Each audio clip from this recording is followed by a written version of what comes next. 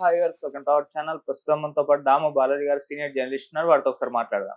Sir నమస్కారం sir. నమస్ sir Manchu Manoj గారు ప్రతిసారి వార్తల్లో అయితే ఏదో ఒక అంశంలో నిలవడం మనం చూస్తూ ఉన్నాం సార్. అయితే పోలీస్ స్టేషన్‌లోనే ఈయన గందరగోళం సృష్టించారు. పోలీస్ స్టేషన్ పైన బౌన్సర్‌లతో వెళ్లి దాడి చేసినట్టుగా వార్తలు వినిపిస్తున్నాయి సార్. అసలు ఏం జరిగింది? మరి దీని గురించి మీరేం చెప్తారు సార్? మంచు మనోజ్ ఏదో ఒక వార్తల్లో వైరల్ అవుతూనే ఉన్నాడు. ఇప్పుడు సంఘటన ఏం జరిగిందంటే బాకరాపేట. హ్మ్. ఎందుకంటే ఇది అక్కడ ఎడ్యుకేషనల్ ఇన్‌స్టిట్యూట్స్ ఉన్నది బాకరాపేట రూట్‌లోనే. తిరుపతి, బాకరాపేట రూట్ ఉంటది. అక్కడ రంగంపేట అనే గ్రామం దగ్గర విద్యానికేతన్ యూనివర్సిటీ ఉంది. ఆ యూనివర్సిటీ కింద దాదాపు 20, 30 colleges, schools, nursing training colleges ఇవన్నీ ఉన్నాయన్నమాట. సో, ఇక్కడ గొడవంతా ఏందంటే ఆ కాలేజెస్ మేనేజ్‌మెంట్ అవన్నీ కూడా విష్ణునే చూసుకుంటున్నాడు. ఎప్పుడు కూడా మనోజ్ ఇన్వాల్వ్ కాలేదు. గతంలో కూడా ఇన్వాల్వ్ కాలేదు కాబట్టి మొత్తం అవి తనే చూసుకుంటున్నాడు కాబట్టి ఇప్పుడు వాళ్ళకి మోహన్ బాబు ఫ్యామిలీకి ఆదాయ వనరు కూడా ఇన్స్టిట్యూట్సే. ఒకటి ఆదాయ వనరు, రెండోది అక్కడ విపరీతమైన ల్యాండ్ కాస్ట్ బాగా పెరిగింది. ఎందుకంటే ఇన్స్టిట్యూట్స్ రావడం, ఆ ఏరియా జనరల్ డెవలప్ కావడం, దీనివల్ల అక్కడ ప్రాపర్టీ కాస్ట్ కూడా విపరీతంగా పెరిగింది. సో ఈ ప్రాపర్టీ డిస్ప్యూటే మేజర్గా వీళ్ళు ఎన్ని కథలు చెప్పినా ఫైనల్గా ఫ్యామిలీస్లో ప్రధాన గొడవ ప్రాపర్టీస్. హ్మ్. మిగతావన్నీ కూడా ఈగో ప్రాబ్లమ్స్ కావచ్చు, తన మాట వినట్లేదని కావచ్చు, ఇవన్నీ ఉంటాయి. ఎందుకంటే విష్ణు ఏమో మోహన్ బాబుకి నచ్చినట్టుగా ఉన్నాడు. ఎందుకంటే వ్యాపారాలు చూసుకుంటున్నాడు, ఫ్యామిలీని చూసుకుంటున్నాడు, యూనివర్సిటీని డెవలప్ చేస్తున్నాడు. ఇవన్నీ మోహన్ బాబుకి నచ్చే విధంగా ఉంది. కాకపోతే విష్ణు కూడా సినిమాలు తీసి డబ్బులు పోగొట్టుకుంటున్నాడు. 100 కోట్లు, 50 కోట్లు డబ్బులైతే పోతున్నాయి. మనోజ్ ఏంటంటే మనోజ్ సంపాదన లేదు. మనోజ్కి వీళ్ళేమీ ఫైనాన్స్ చేయట్లేదు. మనోజ్ వ్యాపారాలు ఇవన్నీ చూడట్లేదు. పైగా తనకు నచ్చని అమ్మాయిని చేసుకున్నాడు. నిజానికి విష్ణు కూడా మోహన్ బాబుకు నచ్చని అమ్మాయినే చేసుకున్నాడు. ఎవరిని వెరోనిక అని. కాకపోతే ఆ అమ్మాయికి 2000 కోట్లు ఉంది. ఒక్కోసారి మనకు నచ్చని వాళ్ళకి డబ్బు ఉంటే సైలెంట్ అవుతారు కదా ఎవరైనా. అలాగా ఆ అమ్మాయికి నిజానికి ఆయన ఒక ఆడియో విన్నాను నేను, ఎవరితో ఇంటర్వ్యూ ఇచ్చినప్పుడు మోహన్ బాబు. అందులో అందరూ కూడా మా ఇంట్లో నా భార్యతో సహా అందరూ నన్ను అమర్చారని చెప్తున్నాడు. ఆ టైంలో ఒక టీవీ ఛానల్‌కి గన్ను కూడా తీసుకెళ్ళి బెదిరించాడు. ఈ న్యూస్ వచ్చిందని. విష్ణు ఎవరిని అమ్మాయిని ఇది చేస్తున్నాడు, న్యూస్ వచ్చిందని మోహన్ బాబు. సో ఇలాగా తనకి నచ్చకపోయినా విష్ణుతో మంచిగా ఉంటున్నాడు మోహన్ బాబు. ఎందుకంటే విష్ణు భార్యకి డబ్బులున్నాయి. విష్ణు కూడా వ్యాపారాలు అవన్నీ చూసుకుంటున్నాడు. మనోజ్ ఏమో ఆయన స్పాయిల్డ్ కిడ్ లాగా ఉంటున్నాడు.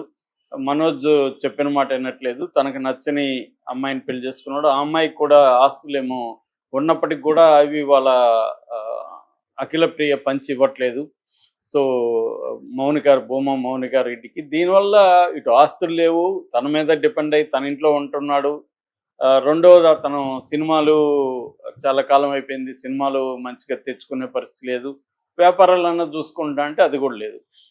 ఇది మోహన్ బాబుకి ఇబ్బందికరంగా మారింది. రెండోది అతను ఏదో గొడవలు క్రియేట్ చేస్తున్నాడు, విష్ణుకి అతను పడట్లేదు. సో ఇలాగా మోహన్ బాబుకి తలనొప్పిగా మారింది. మోహన్ బాబు కానీ ఆయన భార్య కానీ వాళ్ళందరూ కూడా విష్ణు వైపే నిలబడ్డారు. ఇతనికి ఎవరు కూడా గట్టిగా లేరు ఇటు. సో దాంతో ఇతను కూడా ఇప్పుడు తన వాటా తనకి ఇవ్వాలి. రెండోది సినిమాలకి విష్ణుకైతే వందల కోట్లు ఖర్చు పెడుతున్నారు. ఒక పైసా వెనక్కి రాకపోయినా మళ్ళీ మళ్ళీ తీస్తున్నారు. నాకెందుకు నా సినిమాలకు కూడా అలాగా ఆయన పెట్టచ్చు కదా అనేది మనోజ్ వైపు నుంచి చూసుకున్నప్పుడు ఆస్తిలో నాకు కూడా నేను కూడా ఈక్వల్ కొడుకునే కదా, నాకు కూడా వాటా కావాలి కదా అనేది మనోజ్కు ఉండేది. ఈ గొడవలంతా పడలేకనే మంచు లక్ష్మి ముంబైకి షిఫ్ట్ అయిపోయిందని చెప్తారు. ఎందుకు ఏడుంటాయి గొడవలు అనేసి. ఆమె కొంత ఆస్తులు తీసుకునిందా లేదో తెలియదు. తీసుకునిందనే వార్తలు అయితే ఉన్నాయి. తన కొంత తీసుకొని ఆమె పాటికి ఆమె వెళ్ళిపోయింది. ఈ వీళ్ళిద్దరు గొడవలో మనకొద్దని. ఆ మధ్య వచ్చినప్పుడు కూడా ఇద్దరు కలిసి ఆమెను తిడితే మళ్ళీ వెళ్ళిపోయిందని చెప్తున్నారు. సో ఈ కాంటెక్స్లో ఇప్పుడు మనోజ్ బేసిక్గా ఏంటంటే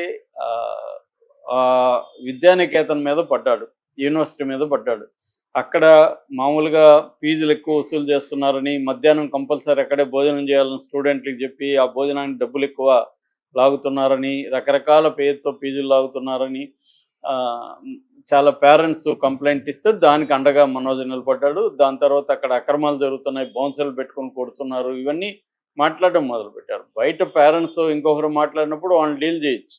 మామూలుగా అన్ని ప్రైవేట్ ఇన్స్టిట్యూట్స్లో ఇలాంటి కంప్లైంట్లు ఉంటాయి. కానీ ఇంట్లో ఉన్న వ్యక్తి మాట్లాడేసరికి వీళ్ళకి తలనొప్పులు స్టార్ట్ అయింది. అక్కడి నుంచి ఇంకా రకరకాల ఇష్యూల్లో గొడవలు పెరిగి పెరిగి పెద్ద అవుతూ వచ్చాయి. దీంట్లో ఒక పెద్ద మనిషిని పెట్టుకొని ఈ సమస్యలను సాల్వ్ చేసుకునే పరిస్థితి దాటిపోయింది, చేయి దాటిపోయింది. సో ఈ ఈ నేపథ్యంలో ఏందంటే ఇతను ఎక్కువగా మనకు తెలుసు సంక్రాంతి టైంలో కూడా అక్కడ పోయి మనోజ్ గొడవలు చేసి కేసులయ్యి ఒకరి మీద ఒకరు కేసులు పెట్టుకొని బౌన్సర్లు వచ్చి గేట్లు పగలగొట్టి ఇవన్నీ డ్రామాలు జరిగినాయి. సో లోకేష్తో కూడా మంత్రాలు చేశారు. లోకేష్ కూడా వీళ్ళ తలనొప్పుల్లో మనకెందుకు అనుకున్నాడు, ఇన్వాల్వ్ కాలేదు. సో అలా ఇప్పుడు ఏమైంది, అతను అక్కడే ఉంటున్నట్టుగా ఎక్కువ భాగం తెలుస్తుంది ఎవరు మనోజ్.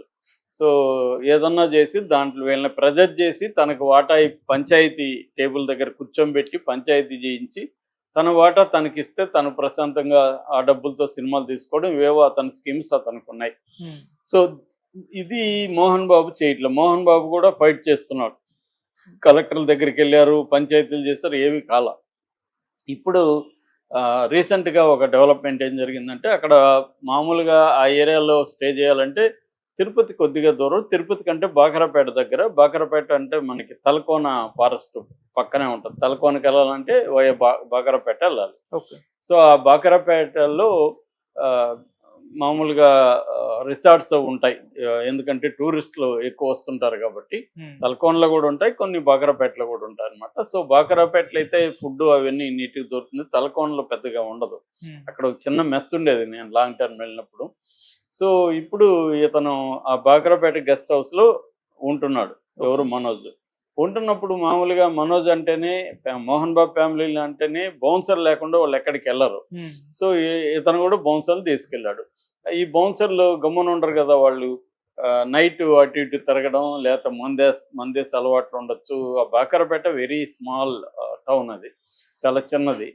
సో అక్కడంతా వీళ్ళు తిరుగుతూ ఉంటే పోలీసులు నైట్ డ్యూటీ చేసేవాళ్ళు ఏంటి మీరు ఎవరు, మీరు ఎందుకున్నారు, అవన్నీ వాళ్ళని విచారించి తీసుకెళ్లారు.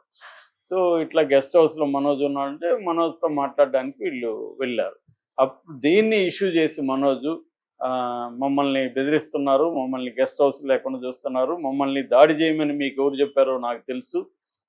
అతను ఒక స్టోరీ వేసుకున్నాడు, నెరేషన్ వేసుకొని మోహన్ బాబు విష్ణు చెప్పి మిమ్మల్ని పంపించారు అని అన్నాడు. నిజంగా పంపించారా లేదో తెలియదు. పోలీసులు చెప్పిన వెర్షన్ అయితే నేను ఇందాక చెప్పింది. మనోజ్ ఏం ఆరోపిస్తున్నా అంటే ఇది విష్ణు మోహన్ బాబు కలిసి పోలీసులను ఇన్ఫ్లుయెన్స్ చేసి వాళ్ళని నన్ను ఇక్కడ ఉండనీయకుండా చూడడం కోసం ఇది చేస్తున్నారు అనేది అతని వాదన. సో దీంట్లో ఇప్పుడు అందుకని అక్కడ ఉన్న లోకల్ ఎస్ఐ మీద ఇతను డిఎస్పీకి ఎస్పీకి ఫోన్లు చేసి ఇతను కంప్లైంట్ ఇచ్చాడు. తర్వాత పోలీస్ స్టేషన్కి వెళ్ళి మెట్ల మీద కూర్చొని నిరసన జరిపి